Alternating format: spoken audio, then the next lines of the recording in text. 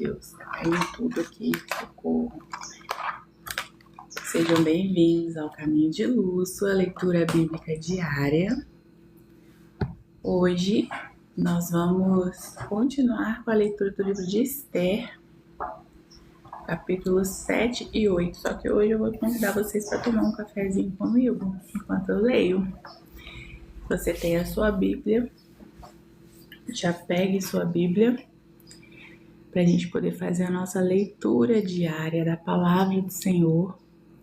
Sejam bem-vindos, eu sou Fernanda Barbosa, de segunda a sexta, sempre na parte da manhã, né, 5 e 10, estarei aqui ao vivo para poder ler com vocês a Bíblia.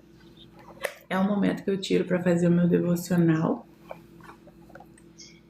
e Deus colocou essa vontade no meu coração de estar dividindo com vocês para a gente poder fazer juntos, né? Hoje a gente vai ler o capítulo 7 e o capítulo 8 do livro de Esther.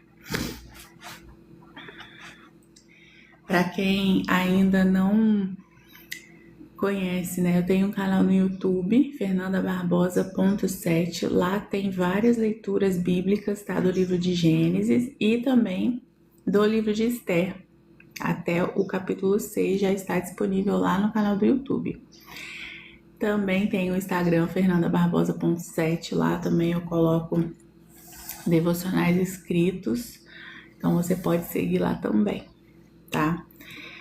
Vamos ler então o capítulo 7. O rei manda executar Amã. O rei e Amã foram ao banquete da rainha Esther mais uma vez.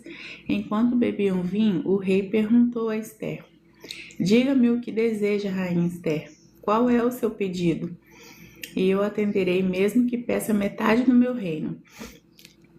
A rainha respondeu: "Se conto com o favor do rei e se lhe parecer bem atender o meu pedido, poupe a minha vida e a de meu povo, pois eu e meu povo fomos vendidos como servos, destruídos, mortos e aniquilados.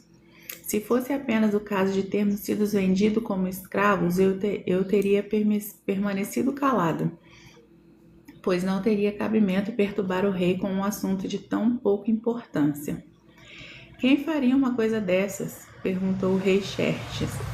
"Onde está o homem que teria a audácia de fazer isso?" Esther respondeu: "Nosso inimigo e adversário é Amã, este homem perverso." Amã ficou apavorado diante do rei e da rainha. Furioso, o rei se levantou e saiu para o jardim do palácio. Amã, porém, ficou ali, implorando por sua vida a rainha Esther, pois sabia que o rei certamente o condenaria à morte. Em desespero, atirou-se sobre o sofá onde a rainha estava reclinada. Nesse momento, o rei voltou do jardim do palácio. O rei exclamou: "Ele se atreve a violentar a rainha aqui no palácio, diante dos meus próprios olhos?" E assim o rei falou aos seus servos. O rei falou: "Seus servos cobriram o rosto de Amã." Arbona, um dos eunucos do rei, disse: "Amã construiu uma forca de mais de 20 metros no pátio da casa dele. Pretendia usá-la para enforcar Mardoqueu, o homem que salvou o rei de ser assassinado. Use para enforcar Amã", ordenou o rei. Assim executaram. Amã foi executado na forca que ele havia construído para Mardoqueu e a ira do rei se acalmou. Na última leitura, eu ainda comentei, né, que a gente ia ver o que ia ser feito com a forca. A forca que ele mandou construir para poder, né, matar o primo da Esther foi usada para poder executar ele mesmo, né? Então aqui a gente aprende que quando a gente deseja o mal para outra pessoa, né, o mal volta com tudo. Capítulo 8. Um decreto em favor dos judeus. Naquele mesmo dia, o rei Xerxes entregou à rainha Esther os bens de Amã, inimigo dos judeus. Então Mardoqueu foi trazido à presença do rei, pois Esté havia contado ao rei que ele era seu parente.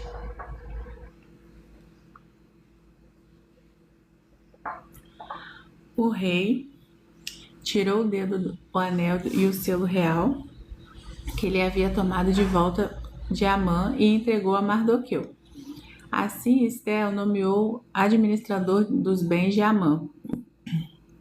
Então Esther voltou a apresentar-se ao rei e, caindo aos seus pés, suplicou com lágrimas que ele cancelasse o plano perverso de Amã. O plano perverso de Amã contra os judeus. Mais uma vez o rei estendeu o cetro de ouro para Esther. Ela se levantou e ficou em pé diante dele. Disse ela: Se parecer bem ao rei, se conto com seu favor, se o rei considerar correto, se tenho agradado e que seja publicado um decreto anulando as ordens de Amã, filho de Amedata, o Agagita, para aniquilar os judeus em todas suas províncias. Pois como eu suportaria ver meu povo passar por tal calamidade? Acaso poderia assistir à destruição da minha família? O rei Xerxes disse à rainha Esté e ao judeu Mardoqueu: Entreguei a Esté os bens de Amã e ele foi enforcado porque tentou destruir os judeus. Agora envie os judeus um decreto em nome do rei, dizendo que vocês acharem melhor, e selem com o anel do rei. Lembrem-se, porém, de que já foi escrito em nome do rei e selado com seu anel não pode ser revogado. E no dia 25 de junho, os secretários do rei foram convocados e um decreto foi redigido exatamente de forma como Mardoqueu ditou. O decreto foi enviado aos judeus, aos mais altos oficiais do governo e os nobres da cidade das 127 províncias, desde a Índia até a Etiópia. As ordens foram redigidas na escrita na língua de cada povo e império, incluindo a dos judeus. Mardoqueu escreveu o decreto em nome do rei Xerxes e selou com o anel do rei. Enviou as cartas por mensagens montados em cavalos velozes, criados nas estrabarias do rei. O decreto do rei concedia aos judeus de todas as cidades a autoridade de se reunirem e defenderem a própria família. Permitia que destruíssem, matassem e aniquilassem qualquer exército de qualquer nacionalidade ou províncias, para que atacasse os seus filhos e esposas. Também permitia que tomasse os bens de seus inimigos.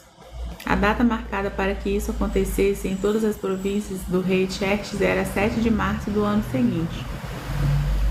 Uma cópia do decreto que devia ser publicada como lei em cada província e proclamada a todos os povos, e a fim de que os judeus estivessem preparados para se vingar de seus inimigos na data marcada. Por ordem do rei, os mensageiros saíram com toda a pressa, montados os cavalos velozes criados nas estabarias do rei. O decreto foi proclamado na fortaleza de Suzã. Mardoqueu saiu da presença do rei vestido com trajes reais em azul e branco, uma grande coroa de ouro e um manto de linho fino e tecido vermelho. E o povo de Suzã comemorou alegremente o novo decreto. Os judeus se encheram de felicidade e alegria e foram honrados em toda parte. Em cada província da cidade, em cada lugar onde o decreto do rei chegava, os judeus se alegravam muito e comemoravam com grandes banquetes, festas e feriados. Muitos que pertenciam aos outros povos do império se tornaram judeus, porque temiam que os judeus pudessem fazer com eles. Mais uma vez, a gente vê que Deus teve misericórdia do povo judeu, né?